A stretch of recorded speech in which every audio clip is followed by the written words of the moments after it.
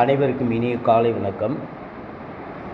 Charlie Chaplin பிரபலமடையாத நேரம்.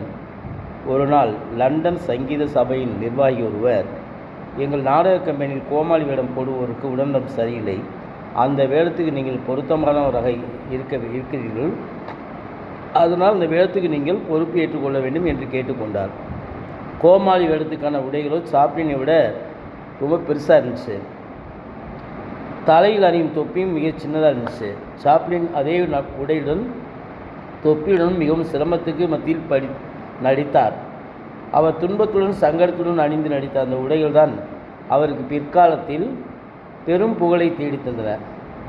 Oxford யூனிவர்சிட்டியில் முதல் கௌரவ டாக்டர் பட்டம் தரப்பட்டது சாப்ளின் தான். நான் இளைஞனாக இருந்தபோது 10 காரியங்கள் செய்தால் அதில் 9 தோல்வி அடைவதை பார்த்தேன். எனக்கு தோல்வி அடைய பிடிக்கவில்லை. 9 தடவை வெற்றி பெற என்ன செய்ய வேண்டும் என யோசித்த போது எனக்கு ஒரு உண்மை தோன்றியது.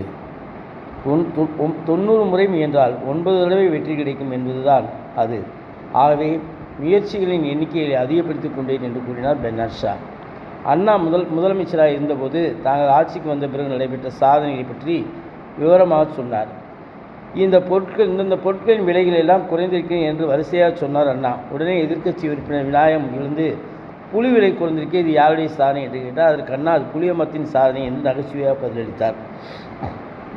சேலம் மாவட்டம் தாரமங்கலம் என்ற ஊரில் அண்ணாவின் படத்தை கலைவாணர் NS கிருஷ்ணன் திறந்து வைத்தார். அந்த நிகழ்ச்சிக்கு அண்ணாவை அழைத்திருந்தார். விழாவில் அண்ணாவின் அருங்குணங்களையும் அவரின் மாண்புகளையும் மிகச் சிறப்பாக குறிப்பிட்ட கலைவாணர், தனக்கு வாழ்நாளில் 2 கடமைகள் இருந்தன, அதில் ஒன்றை தற்போது செய்து முடித்து விட்டேன், இன்னும் ஒரு கடமை இருக்கிறது, அதை செய்து முடிக்கும் தருணம் எப்போது வருமோ என்று கலைவாணர் ஏக்கத்துடன் குறிப்பிட்டார். விழா முடிந்ததும் காரில் சேலத்துக்கு அண்ணா திரும்பி கொண்டிருக்கும் போது அண்ணாவுடன் கூட வந்த ராஜாராம், ஏதோ கடமை பாக்கி இருப்பதாக கலைவாணர் குறிப்பிட்டாரே, அது என்ன என்று கேட்டார். அதற்கு அண்ணா, அது ஒன்றும் அவ்வளோ ஏக்கத்தோடு குறிப்பிட வேண்டிய விஷயம் அல்ல.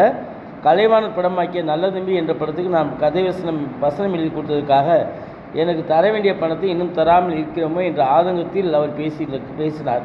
நான் அதை பற்றி நினைக்கவே இல்லை. நல்ல பல சீர்திருத்த கருத்துக்களை திரைப்படம் வாயிலாக மக்கள் மத்தியில் பரப்ப கலைவாணர் வாய்ப்பு கொடுத்தாரே என்று தான் மகிழ்ந்திருக்கிறேன் என்று அண்ணா பெருந்தன்மையோடு குறிப்பிட்டார். காந்தியடிகள் சிக்கனத்துக்கு பெயர் போனவர். அவர் தினமும் எவ்வளவு பேர் கடிதம் எழுதியிருக்கார் இருப்பினும் அவர் வெள்ளைக்காயிலும் விலை கொடுத்து வாங்கியதே கிடையாது. அவர் வருகிற கடிதங்களிலே எழுதாத பகுதிகளையும் எழுதாமல் விடப்பட்ட பின்பக்கங்களையும் பத்திரப்படுத்தி தன் வாழ்நாள் முழுவதும் காகித தேவையை பூர்த்தி செய்து கொண்டார். நன்றி, வணக்கம்.